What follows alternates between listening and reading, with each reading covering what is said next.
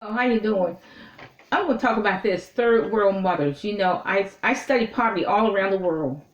I studied in Vietnam. I studied Indonesia. Sometimes I can't look at it. Sometimes I cannot. If I study poverty in India, sometimes I can't even look at it. I'll just look at it for a few minutes, and then I look at a little bit here, a little bit there, because sometimes I just can't look at it because it's just so horrible, and there's so much dirt and trash and nastiness and filthiness. Sometimes I can't even look at it.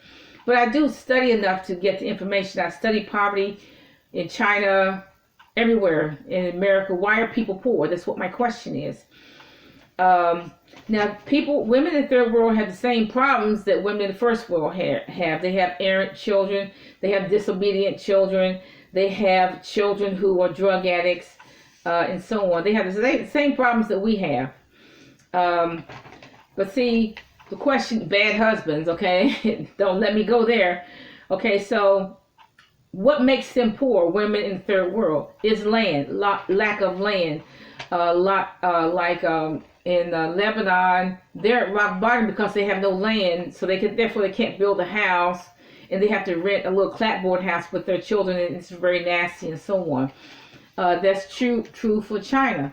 Why they poor? Why they living on the bridge in China? Because they poor, because they have no land.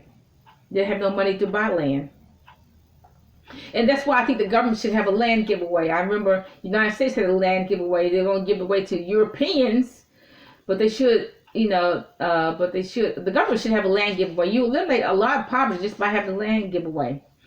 But in Vietnam, they poor, but they in Vietnam, for example, you take like Vietnam, you're gonna see homeless people in Vietnam. But let's say the people who have a little home in Vietnam, it's not the best in the world, but it's functional.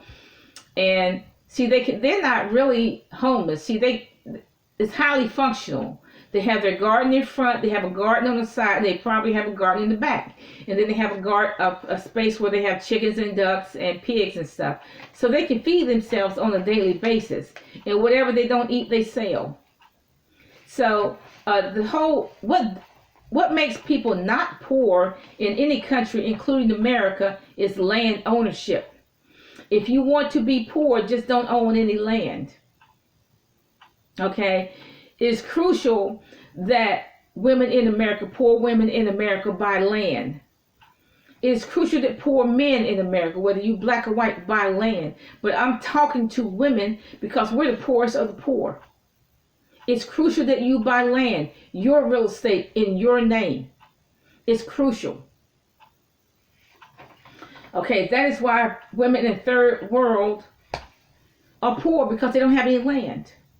Now, this video I watched, they have this woman and her husband, they have their own house, they grow their own food, etc., etc. They're not poor because they can feed themselves.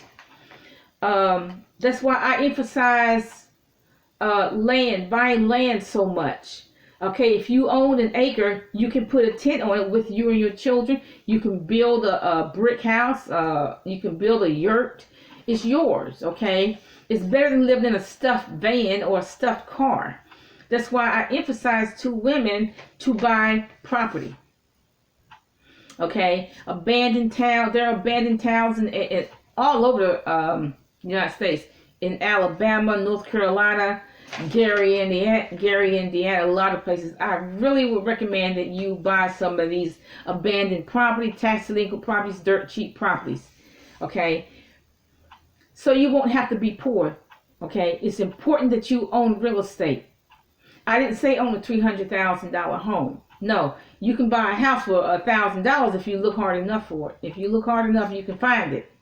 But that's what keeps women poor, and it's true in Africa. The reason why women are on the streets because they poverty stricken. Their husband left them, or somebody took their land. They have no house, no etc. So they're poor on the street.